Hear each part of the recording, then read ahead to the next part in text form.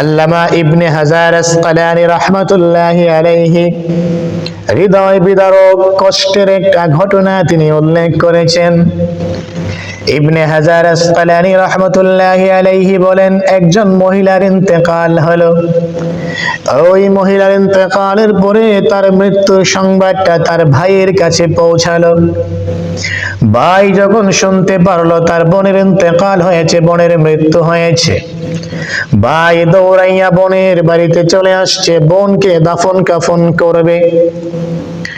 বোনের গোসল হলো, কাফন পরানো হলো, মসজিদের মাঠে নিয়ে আসা হলো, জানাজা হয়ে গেল। জানাজা শেষ করে লোকজন কাঁধে করে বোনের লাশটাকে কবরস্থানে নিয়ে গেল। কবরস্থানে যাওয়ার পরে ভাই নিজের হাতে বোনের লাশটাকে কবরের ভিতরে রেখে দিল। যখন ভাই তার বোনের লাশটাকে কবরের ভিতরে রাখতেছিল, এমন সময় ভাইয়ের পকেট থেকে টাকার একটা ব্যাগ পড়ে গেল। টাকার একটা থলি কবরের ভিতরে পড়ে গেল। আগেকার জামানার মানুষ টাকার ব্যাগ, টাকার থলির মধ্যে টাকা রাখতো, এখন তো মানি ব্যাগ বের হয়েছে। আগে মানি ব্যাগ ছিল না, আগে টাকার থলি ছিল, কাপড় দিয়ে অথবা চামড়া দিয়ে বানানো হতো। টাকার থলিটা বোনের কবরের ভিতরে পড়ে গেল, ভাই বুঝতে পারে নাই। কবর দিয়ে শেষ করে বাড়িতে চলে আসলো। আসার পরে ভাই তার পকেটে হাত দিয়ে দেখে টাকার ব্যাগ, টাকার থলি তো নাই। পেরেশান হয়ে টাকার ব্যাগ, টাকার থলি খুঁজতে লাগলো, কোথাও পাচ্ছে না। হঠাৎ করে তার মাথায় আসলো, যখন বোনের লাশটাকে আমি কবরে রেখেছিলাম তখন হয়তো আমার পকেট থেকে টাকার থলি, টাকার ব্যাগটা পড়ে গিয়েছিল। ভাই দৌড়াইয়া বাড়ি থেকে আবার কবরস্থানে আসলো। আসার পরে গোপনে গোপনে চুপি চুপি লুকিয়ে কবরের ভিতর থেকে টাকার থলিটা বের করার জন্য কবরকে আবার খনন করতে লাগলো। ভাই বলতেছে, যখন আমি কবরটাকে খনন করলাম, কবরকে খনন করার পরে আমি যে দৃশ্যটা দেখেছিলাম, ওই দৃশ্যটা দেখার জন্য আমি কখনো প্রস্তুত ছিলাম না। ইবনে হাজার আসকালানী রাহমাতুল্লাহি আলাইহি বলেন, ওই ব্যক্তি তার বোনের কবরটা খনন করার পরে ওই লোকটা আশ্চর্য হয়ে গেল। বোনের কবরের ভিতর থেকে দাও দাও করে আগুন বের হচ্ছিল।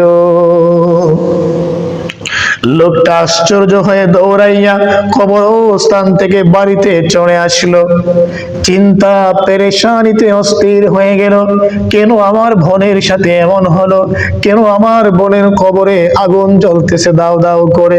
দৌড়াইয়া মায়ের কাছে গেল, মাকে গিয়ে জিজ্ঞাসা করলো, মা গো, আমার বোনের কবরে আমি দেখতে পেয়েছি আগুন জ্বলতেছে দাও দাও করে, কেন? মাকে গিয়ে জিজ্ঞাসা করলো, মা বলতেছে, বাবা, তোমার বোনের কবরে আগুন জ্বলার কারণ হলো একটা, অন্য কোন কারণ না। তোমার বোনের সবকিছু ভালো ছিল, আমল ভালো ছিল, শুধুমাত্র একটা জায়গায় তার আমলটা ভালো ছিল না। ভাই মাকে জিজ্ঞাসা করলো, মা গো, বোনের সেই বদ অভ্যাস, খারাপ আমলটা কি ছিল, একটু জানতে চাই। মা বলতেছে, বাবা, তোমার বোন সময় মতো নামাজ আদায় করতো না, নামাজের মধ্যে সে বড় গাফেল ছিল, উদাসীন ছিল, অক্ত মতো সময় মতো কখনো নামাজ আদায় করতো না, ইচ্ছে করে নামাজ আদা করতো, ইচ্ছে করে নামাজকে পরে পরে নিত। আমার ভাইরা, সময় মতো নামাজ যে ব্যক্তি আদায় করবে না, ইচ্ছে করে নামাজগুলোকে যারা কাজা করে দেবে, আমরা এই ঘটনা থেকে বুঝতে পারলাম কবরস্থানে দাও দাও করে আগুন জ্বলবে। আমার ভাইরা, নামাজকে বাদ দিয়ে, নামাজকে ছেড়ে দিয়ে আপনি আমি কখনো জান্নাতের স্বপ্ন দেখতে পারি না। ইবনে হাজার আসকালানী রাহমাতুল্লাহি আলাইহি এই হৃদয় বিদারক ঘটনা উল্লেখ করে আমাদেরকে সতর্ক করেছেন, সাবধান হয়ে যাও, সাবধান হয়ে যাও, বেনামাজিরা সাবধান হয়ে যাও, যারা নামাজ ছেড়ে দাও সাবধান হয়ে যাও।